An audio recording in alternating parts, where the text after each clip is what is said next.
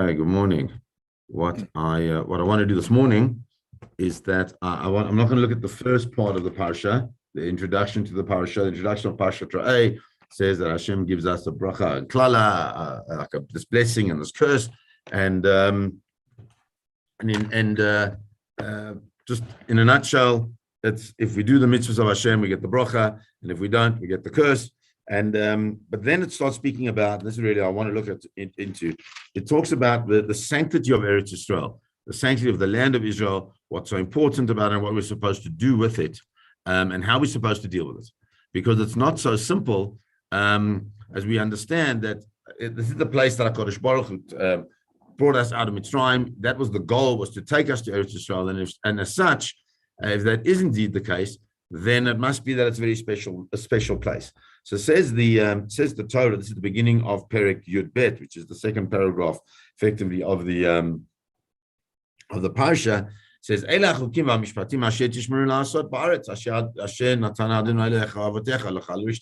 These are the things that we must guard ourselves to do in the land which Hashem has given us.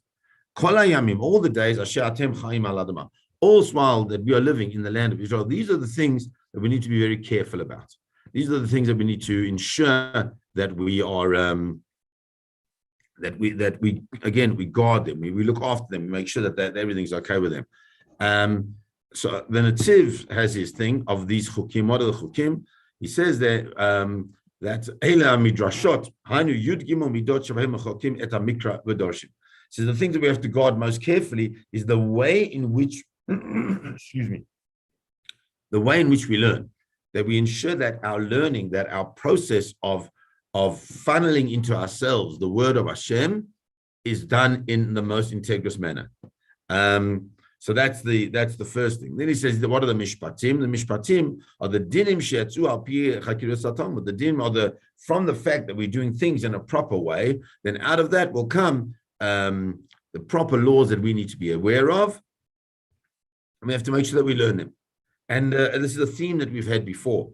The question is that why is it? What is it all about in the land of Israel? So the Netziv says, Meirat. That's the thing that we do. Ultimately, all these things that we study and the great intellectual pursuit of Torah is fantastic. But ultimately, it's got to come la'asot. And where is it la'asot? It's there la'asot in this beautiful land that we have. And therefore, says that because we understand of the importance of the fact that we're learning this Torah, we're learning with integrity, we're learning with MS, ultimately coming to this point where we'll be able to serve Hashem in this land that He took us to. There we have a challenge. And what's that challenge? The challenge is the foreign influences that might come and in some way damage the integrity of our thought, the integrity of our action. And so therefore the Torah carries on and says, Abeid ta'abdun et kol hamakomot asher avdu sham hagoyim. You have to abeid ta'abdun. So it's a double language of abeid, which means to destroy, which seem to mean that it means, when it says it in the double language, not normally means that you have to do it completely. Abeid ta'abdun, completely and totally obliterate all the places Asher Avdu Sham Hagoyim, where the nations of the world had, or the nations of Israel had served their idols. Asher Atem Yorshim Otam, you are going to inherit those places, and you have to be careful because you are now taking over these pieces. But that's where they served their gods. Al Harim Aramim V'Al Gavaot V'Tachat Kol Eitz Ra'anan. Where did they do this? On lofty mountains, on the hills, under beautiful trees, wherever it might be. In other words, the spaces of beauty, of nature, all these things that you'll come into this land and you'll see them, and they're so pure and they're so lovely. They may, in fact, warns the Torah, be places where the seven nations that live in Canaan, they may have served idols. And if they served idols there, then whilst these beautiful, and no one's denying that, these beautiful trees, everything's wonderful, nonetheless, there may be places which have within them a definitive space that needs to be destroyed. And that's why Rashi says, Abeid ve'achar kach ta'bedun. Destroy it, and then make sure you destroy it even more. What does that mean? Excuse me, I'm about to sneeze. Excuse me. What does it mean? It says what it means is that a person who uproots avodah zarah, it's not enough just to take out the top. You've got to go down to its very roots. It's like when you pull out weeds from the garden. If you're pulling out the weed and you're just pulling out the top of it, it's still going to grow. So therefore, the Torah is saying you've got to go down to the very essence, even if it means that you're going to have to, in some way, impact on the physical beauty of the land. Because the physical beauty of the land, it's clear from what Rashi wants to tell us and the way the Torah presents it, that the physical beauty of the land is not the most important part of the land. The most important part of the land is the fact that it's the HaKadosh Baruch Hu's land. And so therefore gives us a certain level of impetus in our spiritual endeavors in the land of Israel. The Netziv comes and he says, he says, before we get to the essential understanding of what this is all about, which is the fact that we've got to bring offerings and all different things to HaKadosh Baruch Hu, the Torah says, before that, the Torah teaches us that we have to be careful to purify the land from avodah zarah. It says, because whilst later on we're going to speak about the space of Eretz Yisrael where we're able to come and bring korbanot, whilst there is avodah zarah in the land of Israel, it's a beautiful concept that the korbanot in the Beis Hamikdash cannot fulfill their function 100%. Why? The avodah zarah masalek et hashchina min haaretz. Because what does avodah zarah do? What is this whole concept? Is that it's masalek et hashchina min haaretz. It removes the shchina from the land of Israel. So it says, but we've already been told this concept of avodah zarah keeps coming up. We know we're not allowed to have avodah zarah in Eretz Yisrael. Says the Netziv, you have to understand, mikol makom. So that when you conquer a land, you don't conquer every single foot of the land, every single meter squared. What you do is you conquer, and then the people come and they give up, they surrender, and then you know that you've conquered the land. He says, but that being the case, you haven't seen every part of the land. You haven't seen every single space where there may in fact be avodah zarah there. Al Kain, who's harush, achar, kibush, v'chiluk. Therefore comes the Torah and says that after the conquering of the land, you are sukim letaheret haaretz mitumas avodah zarah. We have to be careful to ensure that we take away the tumah of avodah zarah, all this negative spirituality that could somehow come in and damage the land. Now, the Malbim wants to understand this whole story about these beautiful mountains and the Gavaot and the hills and all the trees. And he says, the Harim Atzmam Ein Nasim Avodah Zarah. They never made the mountains Avodah Zarah. But what they did is they did make the trees Avodah Zarah. And so therefore, the next pasuk tells us, when you come to these places where there may in fact be altars, where you might be hidden altars that places which are sacred to them. When he touched them, you have to tear down the altars, and smash any type of matzeva that they may have had, any type of pillar that attests to some type of avodah zarah. And you have to, the Asherah are their either the trees or they're just type of like totem poles in a way. And you have to completely destroy and uproot any type of physical images. You have to destroy the name of the avodah zarah mina makomahu from that place. Why? Because we are concerned. We're concerned that there may be any type of remnant of avodah zarah which might become quite attractive to the Jewish people.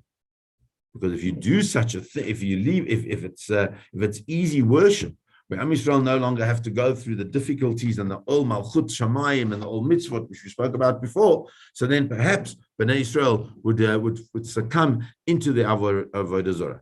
Lo ta'asu kain l'Adonai Elohechem. So, but because why? Because we don't serve HaKadosh Baruch Hu in that way. We don't serve Hashem through any medium. We don't through Hashem through different types of altars and different types of totems all over. As Rashi tells us, Lo ta'asun la'aktir l'shamayim b'chol makom. We don't serve Hashem in every different place. Ki'im ba'makom asher yivchar. We do it in the place where HaKadosh Baruch Hu tells us to do it. He then quotes another davar acher. Rashi says that another way of understanding this destruction of all the different avodah zaras, as hora lemoichek et Hashem, he says this fact that we have to destroy their avodah zarah, and we have to make sure that there's nothing left, and we have to make sure that the totems are destroyed. That is actually an ashara, a warning against us. Lo ta'asu kein Hashem Elokeichem. You're not allowed to do that to Hashem, meaning, as Rashi says, you can't erase Hashem's name, and you can't destroy a stone from the Mizbeach. And we have to be careful what we do with the stones from the Azara. We have to show respect in that way and be sure that we don't destroy anything. Amar Rabbi Yishmael said, what do you think? Bnei Israel would think to destroy the Mizbeach? Ela shelo ta'asu k'ma'asem. He says, what is it? We mustn't do like they did. Because what they've done, the nations of the world that were in Eretz Yisrael at the time, the 7 nations and others that came in, what they did is that they served idols, and in doing that,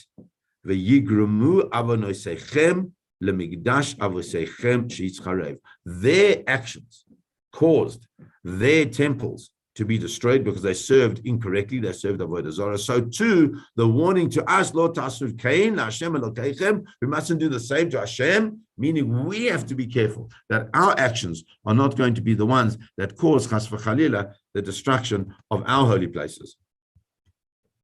And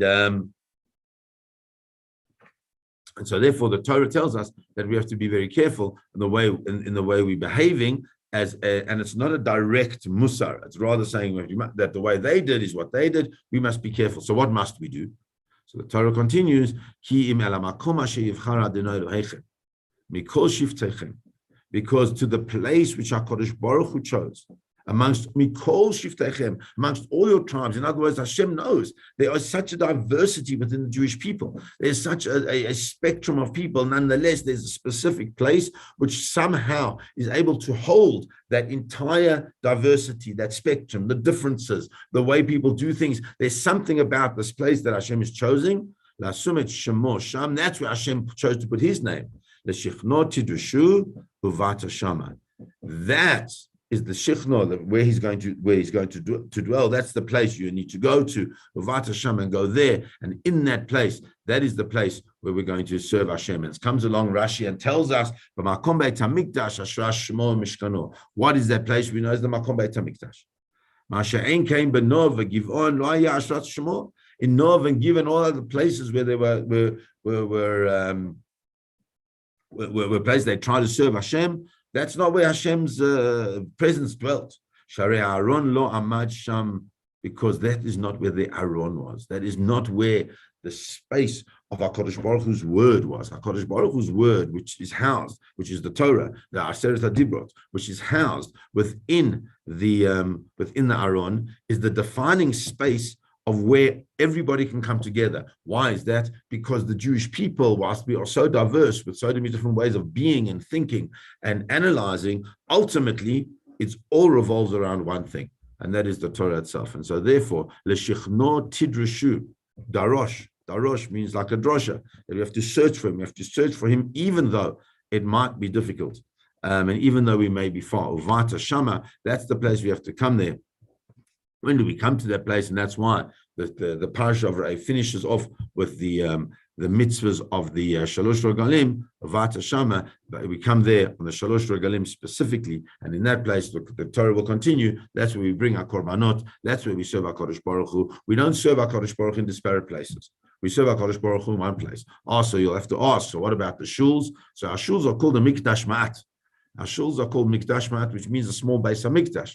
which means that it contains within it the essence of what the Beit HaMikdash was, which is a place for anybody to come in, to feel welcome, to be able to connect with HaKadosh Baruch Hu in their way, because it is the place where the Torah is learned, and Torah is accepting of everything and all thoughts and all understandings and all different the diversity of Bnei Israel. We're coming together in that central point. Have a beautiful day, everybody.